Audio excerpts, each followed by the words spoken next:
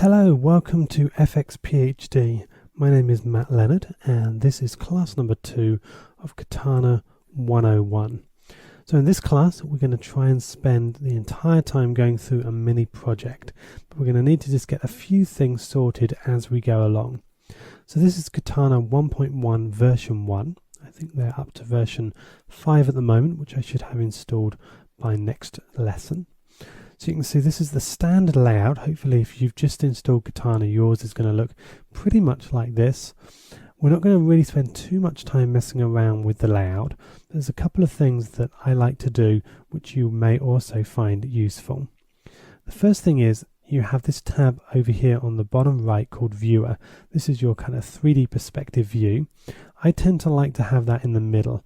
So I'm going to drag it by clicking on the Viewer tab, left mouse drag into this bottom section here on the left. If I just let it go with my mouse somewhere in the middle, I'm going to end up with adding another tab to this scene graph section already. However, if I move it to the right hand side of that section, you can see I now get this dividing line. When I now let go, it actually adds it in as a new panel. So that's one of the things I like to do, and I probably also come over to my monitor, which you can think of as your render view, and I drag my monitor down into this bottom right hand section. So now we have monitor here on the bottom, next to it is the viewer and then the scene graph next to that. Then we have your node graph at the top and then your parameters above that. All of this I tend to save, and you can go to the save layout section by just going to layouts, save current layout. You can say I've already done it under what I've called matte. Okay, so if I just load in matte, it's going to look pretty much identical. Apart from this just needs to be dragged down a little bit. Okay, so here's my standard layout. Okay, from here, the next thing we want to do is load in the model that we're going to be using. So that is going to be an Alembic file, which I've generated inside of Maya and just saved it out as an ABC file. So the way you can do this is two ways. You can either right click with your mouse in the node graph area here, and right at the top you've got Alembic, and then all your other tools are here, and the big list is where you show all of the 3D nodes or all of the 2D nodes, and you've got other bits and bobs there. So we're just going to go with Alembic in, and it immediately appears under my cursor, which I can then move to wherever I want and click to let go. If I just go ahead and delete that for a moment.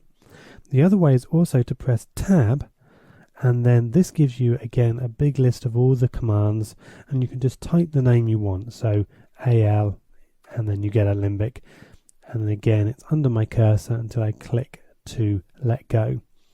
Now, having loaded this in, we actually haven't loaded the Alembic file. It hasn't given us an option to load the Alembic file yet.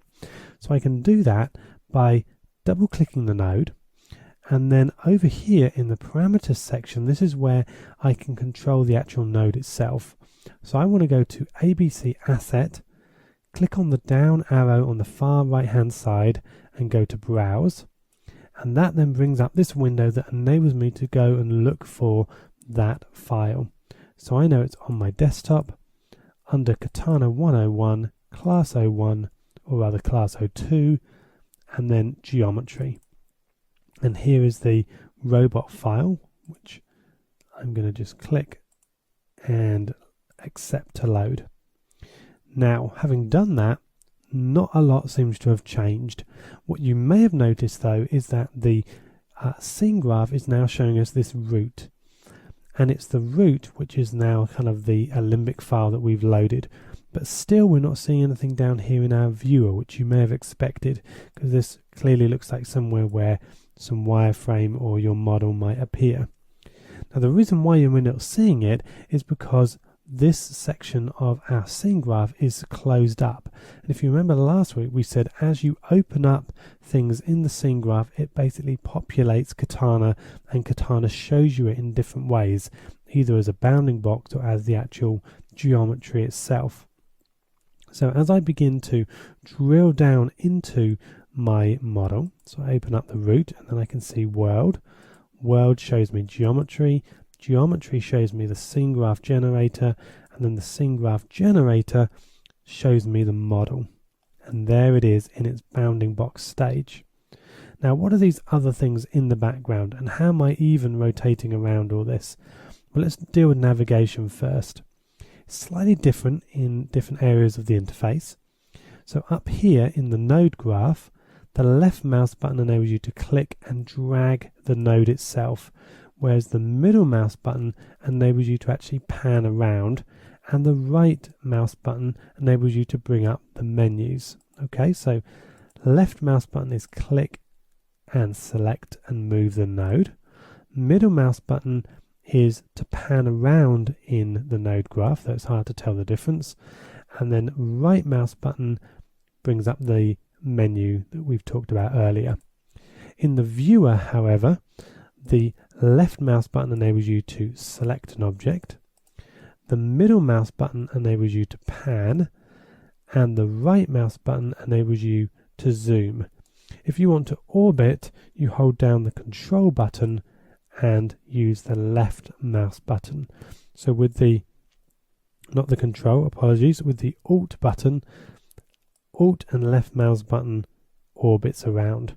Now you can, if you're in that frame of mind, like I often am from Maya, keep the Alt button down, middle mouse button pans, and right mouse button zooms or tracks in and out. Now you don't need that Alt button clicked to track in and out. You can still use the right mouse button on its own, and you don't need the Alt button clicked to pan using the middle mouse button either. Also, you can use the wheel mouse if you want, but if you want to kind of orbit around, then you definitely need the Alt mouse button clicked, Alt and left mouse button clicked. Okay, so why do we not see whatever this model is? Why are we not seeing the robot? Well, the reason being is because the robot is still shut down, and there's lots of elements in here that we can go ahead and start opening up. So if I right click and say expand to assembly and components, it opens up the model to its full extent. And now you can see, if I just drag this over, all of the elements that I made inside of Maya are now all visible. And there is our robot. Now if we want to see the robot full screen, we simply tap the space bar and he becomes a full screen panel so you can see what's going on. Same thing with our cameras. The reason why we don't see those is because, if I just come back here and just move across, is because if we scoot down side camera, you can see, because I selected it here, it highlights bright white, and then it highlights or chooses it down here, so it's quick for me to see. Same as if I click the claw or hand of the robot, you can see now that I've got my left hand selected. Again, if I choose this eye, you can see now that I've got my right eye selected. So if I choose this box, it tells me it's the side view, and if I open that up, you can now see, if I press F in the view to navigate to it, that's kind of a camera-ish kind of thing. Okay, and again, if I want to come back to my robot, easiest way is select and then literally press F on the keyboard just to frame back into it, and there's my robot. Okay, now at the moment this isn't going to render because we don't have any cameras, materials, lights, or even a renderer defined. So let's go on and do that next. Okay, so the first thing we're going to do is come across and here in our node graph, tab and just type in camera, and we want camera create, and I'm just going to drop this down next to my Alembic node. Now we've already got, as you probably noticed, as we've talked about already, some cameras left over from Maya, and we could probably do with getting rid of those before we begin to make new cameras. So let's just do that first. So I'm just going to come into my Alembic node, and with that selected, I'm just going to tab and type the word prune, as in to cut away. So we're going to prune the cameras we don't want. Now, a couple of ways of connecting these together. I could literally just drop this down, come up here, click on the out, drag to the A input and let go. Just take that off. I could also click on the A input and drag up to the out, and that again connects it. Or with this selected, so I just click and hold down the left mouse button, drag up, and you can see the arrow that I'm heading towards goes yellow. Once it's yellow, it means it's connected. So if I now let go of the left mouse button, the node is then connected into that Alembic node above, and then I can literally just click again and drop it where I want. So we've now set the prune node, but we want to now define what we want to prune. So I'm going to come into the front, and I'm going to middle mouse drag once I have double clicked on prune, just to get it open over here. I can obviously just click on the green if I wanted to, but often you want to work down, so I find double clicking is easier. Middle mouse drag from the scene graph, the front view, drag it with the middle mouse button over to where it says add statement over here in the parameters section, and just drop it. And it adds the statement that it's going to prune this front view from this path here that it's getting from the Alembic file.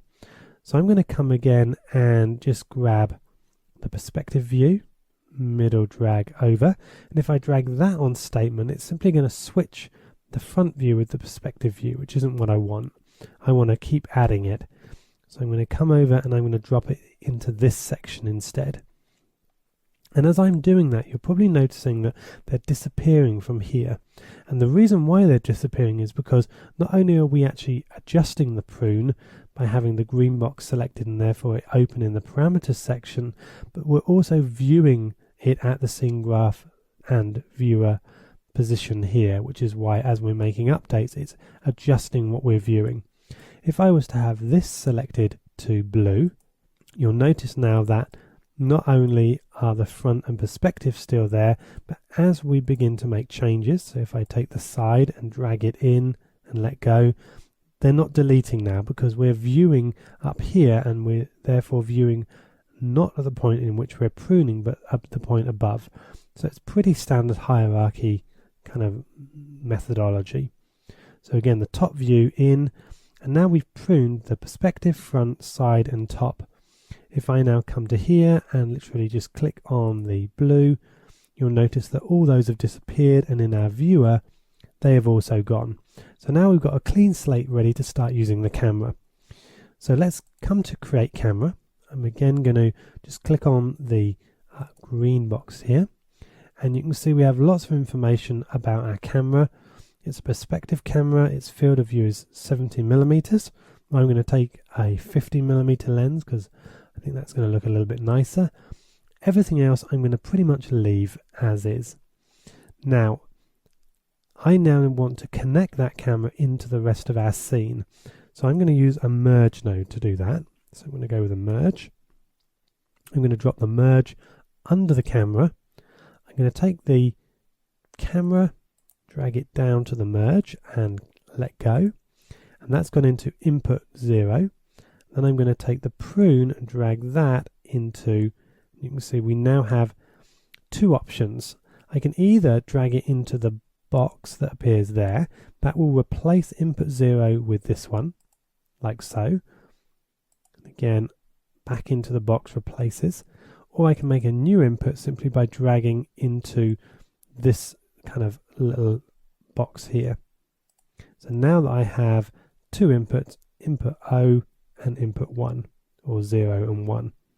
Okay, so I'm going to just leave it like that. If you want to go directly into one of the existing ones, you can just drag it like so.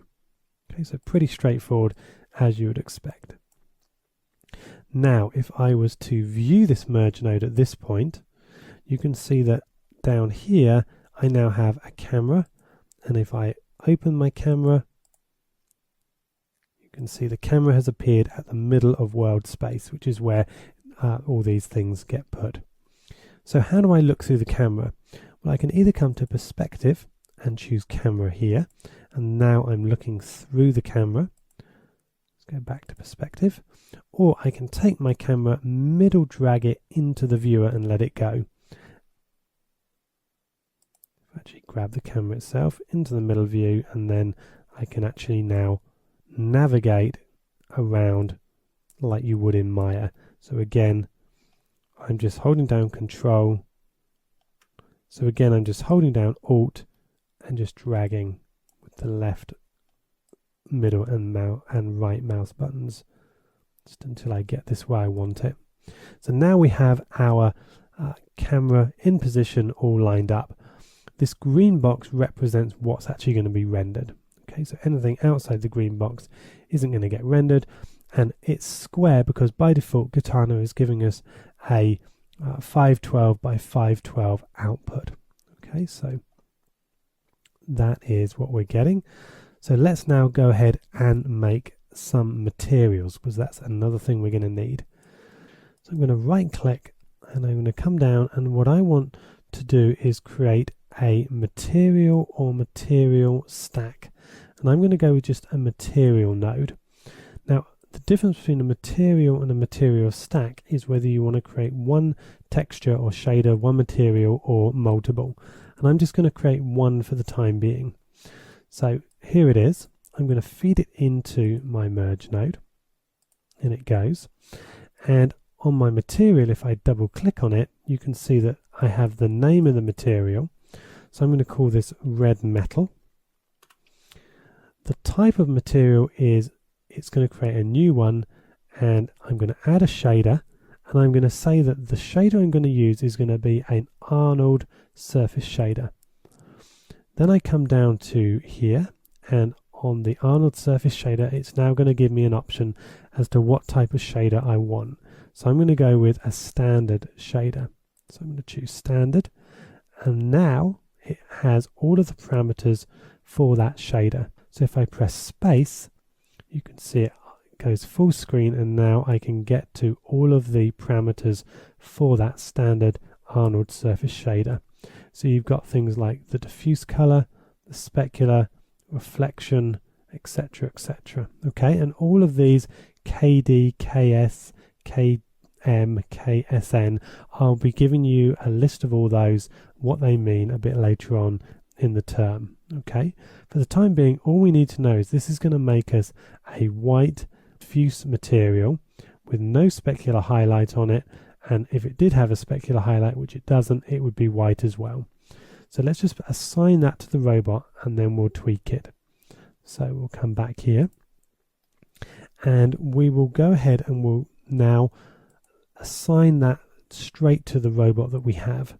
So I'm going to go now with a material assign, and that's going to be clicked and added under the merge.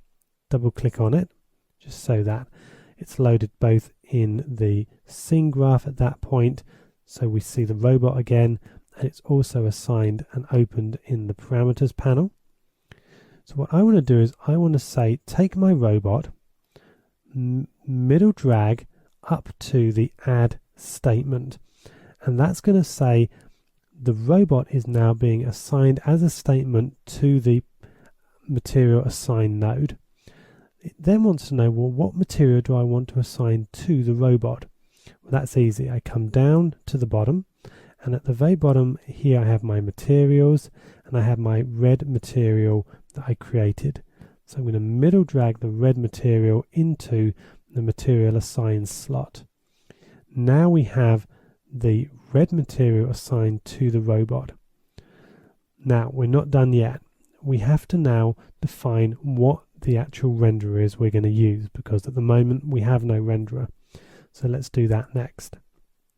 So I'm going to first of all say that I want to add some Arnold global settings. So I'm going to grab those and add those underneath, and let's drop those down a fair way. And again, if I double click on that, this really defines things like the anti-aliasing and various other things to do with the actual renderer or itself being Arnold. I then want to define the output size of my render. So again, I'm going to go with a render settings. So this defines things like how big the render is going to be. So double click on this again, having connected it, and you can see by default it's going to give us a resolution of 512 by 512, but it thinks it's going to go with RenderMan. We're going to say not this time. The final thing we want to do is actually create the renderer itself. So we're going to tab again and choose renderer, and that's going to go under here at the very bottom. And the renderer simply defines things like the outputs, etc. So now if I right click and say interactive renderer, we get a nice black screen. Now why are we getting a black screen? Well, if I press A in here, you can see we actually do have the robot, but we're not seeing anything because we have created no lights at the moment. So let's do that, and then let's come in and start tweaking some of this information. So the way that we create lights inside of Katana is through the gaffer node. So I'm going to tab and type gaffer, and I'm going to bring the gaffer in, and I tend to keep it to the side and merge it in, or you could just drop it straight in here if you wanted to. Let's just throw it in there for the time being. Now the gaffer node is where you create all of your lights. So if I open up the gaffer node in the parameters section by clicking on the green dot here, the green square, first thing I'm going to do is say what kind of lights do I want to make. Well, obviously I want Arnold lights. I think RenderMan lights will be too useful with the Arnold renderer. I'm then going to come in here and I'm going to say what type of light do I want to use. Well, I'm going to go with just a normal light itself. I could add a HDRI sky dome, but I'm going to go with just a standard light. And you can see immediately it's thrown open the material information for the light. So the radius of the light, materials here. So I'm going to need to add a shader. So let's just go with a light shader. And then in here, I can choose what type of light I want. So let's go with a spotlight. So up here now you can see it's telling me that I've made one light and it's a spotlight. So I'm going to call this light key light. And I'm going to navigate around here in the perspective panel. And you can see that down at his feet is the spotlight. So how do I look through the spotlight? Well, I can either click here and choose spotlight, or the same as the camera, I can take the spotlight, which happens to be right at the bottom, middle drag it in, and then I'm looking through it again. So let's spin round and get us to somewhere here. It's looking okay. Click down here again and back to perspective. And if I zoom out, you can see there's my spotlight. Now I've got some interactive controls which are really nice. So I can go to manipulator and go to cone angle, and I've got the ability to adjust both the penumbra and the cone angle itself. So you can see that's looking pretty good. We could also adjust things like the radius and other bits and pieces, but I'm just going to go with the manipulator off at the moment. Also in this display we can do things like switch on shadows and lighting, etc. But I'm going to just leave it as standard for the time being. I'm then going to come in and I'm going to add a second light. So this will be our fill light. So I'm going to click, add another light. This time I'm going to just double click here and I'm going to go with just a point light. And this light I'm going to say is my fill light. And you can see again it's arrived down at the bottom. So if you want, you can now use some interactive keys. So you can see if I press W on the keyboard, I get my move controls or translate. E gives me rotate. R gives me scale. And the scale doesn't come up because you can't scale a light. T changes the background to black, which I'm just going to change back. Grey, there we go. So I'm going to go back to my W hotkey, move this out and up And let's just move it out over here somewhere. And we'll see how that looks in a moment. So now back to our render, right click, interactive, re-render, render. And this will now keep it rendering. Now, I don't know whether you can see it, but I can see a very faint outline to my robot there. The reason why I'm not seeing it too brightly is the fact that these values are very low. So let's go to the key light.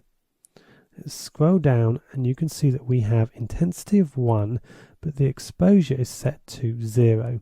So let's begin to increase that. So I'm going to go with an exposure of say 5. You can see that's definitely now adding a bit of brightness. Let's try say 10. Much better, maybe a little bit too bright, but 8 might be the lucky one. Let's go for 8. And then scroll back up to the top and choose our point light. And here, instead of adjusting it down here, I can literally double click in this value and just choose what I want for that. So I'm going to go with, say, a value of 10 for that. That seems to be quite nice. Okay. Now, if we went back to our key light, remember one of the options was radius, so I can increase that to say 1. You can see now we're getting smoother shadows. We're getting some noise in our shadows, but we're getting some now slightly smoother shadows. And there's various other controls in here, such as samples. So make that 32. So that's going to add some additional samples in for our light. And that's way too much. So I'm going to go with just say 2. Because in Arnold, these values are times up by the main anti-aliasing settings. So you don't want to be cranking these up too high, unlike other renderers where you need to because of the way the maths work. Okay, so from here, let's go and get the overall robot quality a bit higher. So we'll go to the Arnold global settings, and the anti-aliasing overall is 1, so let's make that 2. And now we're going to see a good increase in quality. So now I do need to refresh this, and I can do that either by coming back to the renderer and right clicking and going interactive render again, or I can just use the hotkey / down by the Z key. And now you can see we're getting a much nicer, smoother image. Okay, so let's do a couple of extra things before we're out of time. Let's add something under his feet, so he stood on something, and let's give him a couple of red eyes. So, first thing I'm going to do is I'm going to make just a standard primitive object. So I'm going to right click, I'm going to come to source, and I'm going to come to primitive create, and I'm going to drop this in here, and then I'm going to go to merge, and I'm going to merge my primitive create with my alembic after the prune. Okay, down we go, and then I'm going to merge that merge with this merge, and all that I can budge up a little bit. Now if I just focus on this part, you can see at the moment the primitive create has actually made a sphere, which isn't a bad shape, my favorite, but I want just a straightforward kind of planar shape. So let's go with a plane, and I want the plane obviously to be quite a lot bigger, so let's go with say 25 by 25. So there's the plane now under his feet. Now if I come back to the material assign, we only assign the material to the robot. So we want to come back to our list here, and here's our primitive. It's a NURBS patch at the moment, and we're going to add that primitive into our list here. So now we've assigned that. Let's come back to our primitive here. We've got our plane. I don't think we want to change anything else for the time being, and let's just do a re-render of that. Slash again, And now you can see the robot on the floor, which probably could do with being a little bit bigger. So let's maybe go with 100 by 100. And again, right down to the bottom, double click so everything's open.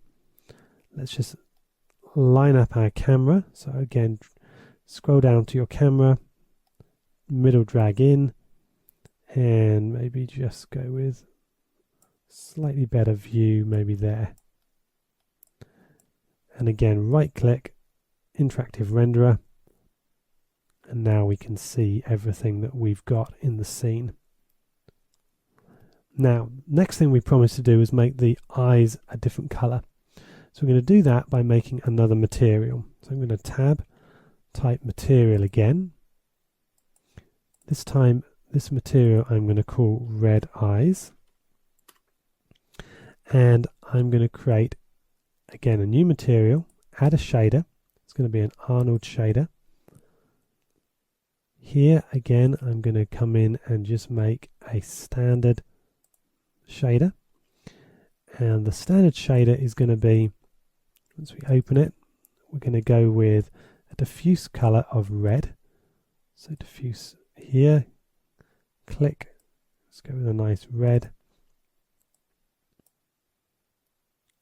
full red, they can all be down. So that's looking nice. We'll say OK. We want the diffuse value to be all the way up to 1, so we get a nice bright red.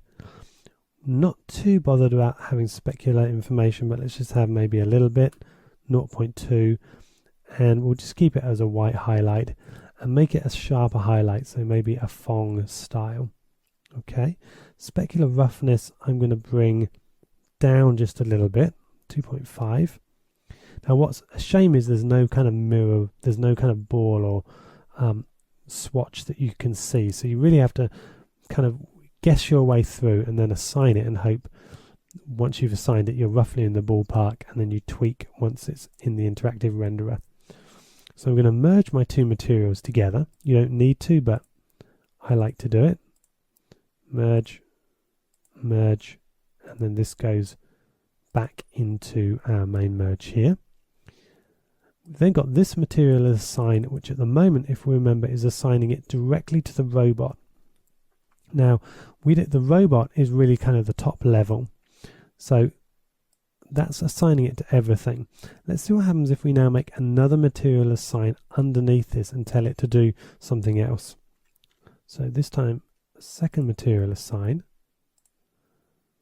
This material assign, I'm going to say just to the eyes. So I'm going to grab one eye, shift select the other, middle drag those, which you can't. So instead, you go F in here to highlight them, then middle drag into here, which is the add statement. That's where we're adding the model. And then down here, I'm going to go red eyes and drop those into the material assign. Now let's re-render this. And you can see because the second material assign is below the robot, although the eyes at this point are being assigned the white, the next one down assigns them the red. So we're actually assigning the material twice, which isn't probably the best thing to do, but it does work. And we'll look at other ways in which we can do that, work with that later, or at least in another class. So there is our robot. It has red eyes, it has nice shadows. Anti-aliasing all doesn't look too bad. Let's go full screen on this. So I'm just going to press the plus button, F to frame, and again just do a render by, first of all, let's just choose homing the view, moving it to the middle, and then re-render again with just the slash button. Now if we're not happy with the quality of the anti-aliasing, we can up that, but I think for the time being that isn't a bad first lesson, so I'm going to leave it there for today. The information has been saved to your temp folder, so if I just go back to this view and we go down to the renderer here, the output is being saved to this temp folder if you want to get hold of it and do anything with it, but I think that's going to be fine for the time being. So I'm going to come into File, Save As. I'm going to call this kat102, accept, and we are finished. So any questions? There's probably a lot. Remember, this is only slightly skimming the surface. Next week, more detail, more fun. So look forward to chatting with you on the forums. And until next week, this has been Matt Leonard for FX PhD.